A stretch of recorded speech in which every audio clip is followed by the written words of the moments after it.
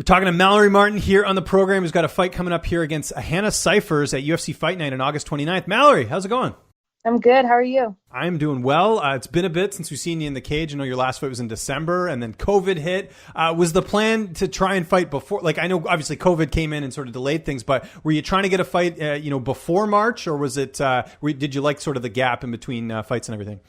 No, I was anticipating to fight in May. Oh, gotcha. Okay. And COVID hit. The fights all got canceled, so I didn't expect to fight or anything like that. And then just kind of played it by ear. And once the fight started picking up, got a fight. I was actually supposed to fight last month. I've been in a long camp, but I'm more ready. Okay, interesting. Was it still, were you supposed to fight Hannah then, or was it a different opponent? Like, what happened? Do you know why the fight was moved? When I first, got the fight or whatever, when I first got a scheduled, it was supposed to be, I don't know if it was, I don't know, I don't want to say all these names because. Oh no, of course. Yeah. I don't want to get anyone in trouble, but so it was a different opponent then by the sounds of it. Yeah. And okay. Then, so I've had 3 different opponents. Really? Okay. I mean, I was supposed to fight 3 different girls and either the date didn't work out for them. So then I got the next girl and then the date didn't work out for her. And then I got the next girl and I was actually supposed to fight, the one that I had been training for was Hannah Goldie. And I don't know, I think she hurt her shoulder or something. So she pulled out of the fight 6 weeks ago or something like that. And then that's when Hannah Cifers took the fight. Because they weren't announcing, nobody announced my fight with Hannah Goldie. So I was she never signed the contract, what was going on. Because I was already in camp, I had already been in camp for 6 weeks for that fight, and then I guess she hurt her shoulder, whatever. And then Hannah Cifers took the fight. So I've been in camp for about 16 weeks. Yes, it's been a double camp heading into this, a double ideal camp, right? So, but either way, stylistically, they're about the same, so it was, the game plan was never changed, and just ready to go out there and do my thing. I bet. Yeah, no, it has been a while since you last saw. Yeah, it's interesting. I was actually just thinking about Hannah the other day because I was we haven't seen her fight since the debut, and so that's interesting. Hannah Goldie, that is. So you're still fighting a Hannah. That's basically what it comes down to. You were preparing for a Hannah, so mentally you're I'm still going to fight a Hannah. So there you go. Yeah, it was my last Invicta fight. I was sick. And I still had the cold, so I got the call for the UFC fight. I was still sick, and I'm 100% sure it was COVID. Really? Okay. So because that was in December, right? And I know that's sort of when the cases were starting, right? My Invicta fight was in October. And that's right. Yeah. Sorry. I was thinking your debut. That fight, I flew out to Duran's fight for the UFC in Boston. I saw you. Do you remember this on the elevator? Yeah. And so I got sick on the airplane going there, and I was sick. Since then, I was sick from, I guess I don't know when he fought. It was 3 weeks before, or beginning of October, I guess. And then I almost pulled out of my Invicta fight because I was very sick, and they just said, hey, give it till Monday, you might feel better. I was taking everything to feel better. I did feel better. So I was all right, I'll push through. I fought, felt fine. I never fully recovered because I think I was still training, whatever. And I had a terrible cough, whatever. And I got the UFC fight and just, how to push through it, I think it was the COVID because it lasted me 3 months. Did it really? Wow. Yeah. Okay. I finally went to the doctors in January. The first week of January, they tested me for the flu, negative. They were we honestly don't know what it is, but we'll give you stuff for bronchitis. Because I had a terrible cough. And so I took the stuff and within a month it went away. But I had all the symptoms, my appetite, I couldn't taste food. I lost a lot of weight. Yeah, it was crazy. That's nuts. And this is a theme in your career, right? Because remember you fought injured, you had the busted up knee and you still fought through. Yeah. So we haven't even really, it's crazy to think you've still won a lot of fights and still, you're battling all these things. So this is finally I know you're never 100% healthy, but if I could make like a percentage, like probably 95% Mallory Martin heading into this fight, I would think. Yeah, yeah. Okay. That's good, because I was going to ask you about that last fight. I know it didn't go your way, but that was also like short notice, but I'm sure the sickness played a role. And that girl's tough. I probably would have never fought her until I was like top 10, top 5. She's good. She just beat Felice Herrig in a round, in a minute and a half or whatever. She's good, and I would have never said no to fight her no matter what anyways. That's a good test, and it was a good learning experience, and I took what I needed to learn from that fight, and now I'm 10 times better from just that fight, and it was 2 rounds, but I learned so much from that fight, and it's made me a better fighter. So I'm like grateful that I fought her, and for that experience, the short notice, everything, like that. And now this time I had a full camp, long camp. I'm ready, and I'm just ready to go, Yeah.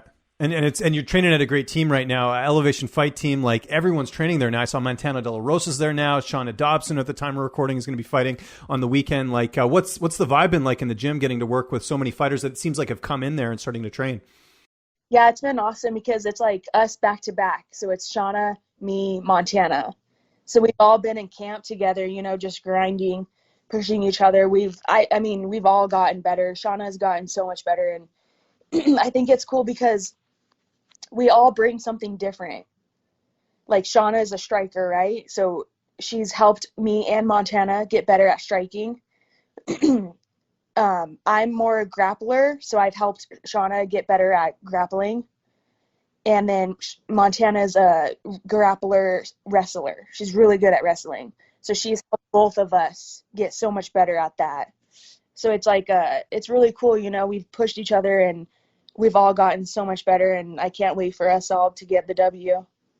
We'll talk about camp in a sec, but has Gaethje been in the room? Have you learned anything from him? Because I know, like, talking to like Corey Sandhagen and stuff, he's been saying like how like good of a coach he is, actually, like with advice and stuff. Yeah, he's given me a lot of advice, but our team practices are split now. Oh, interesting. Big, right? So the 1 o'clock practice is 180, 155, 170 and below. Right. Okay. 2 o'clock is 185 above, so like 185, 205 heavyweight, and then the females. Gotcha. Okay. Interesting. Yeah, that makes sense. Obviously you don't want to have, especially with COVID now, you don't want to have too many people in the room at once, right? So. Yeah. The little guys, there's so many. So when we come in, there's only like maybe 15 of us, and it's I can't talk, sorry. No worries. It's okay. I know what you mean.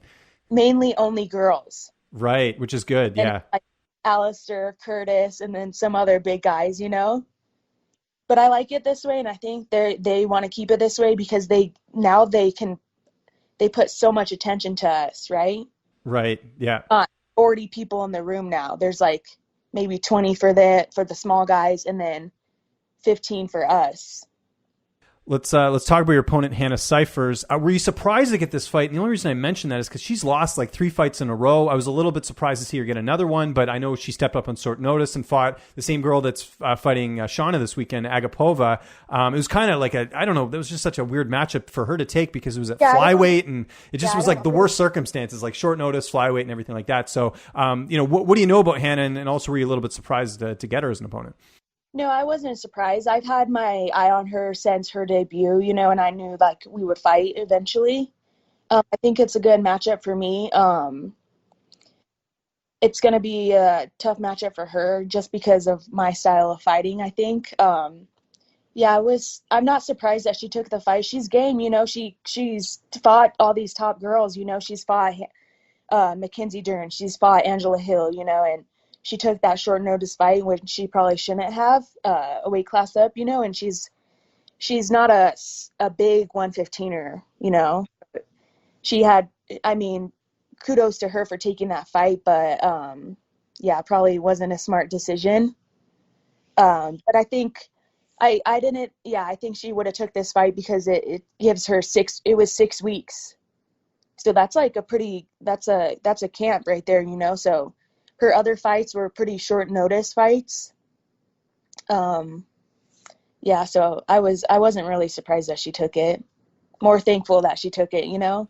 And the one thing with her, though, I mean, she is a smaller strawweight. I think atom weight would be sort of the best division for her, just for her stature and everything. But she's strong. Like, she's a farm girl. She can, like she's like, we've seen it in her fights too, where she's been able to outmuscle people. Do you work with anyone specifically for that, like just to anticipate the strength, or is it just focus on what you're good at? And because obviously there is a path to victory with her, which is the ground game. That's how she's been losing a lot of her fights.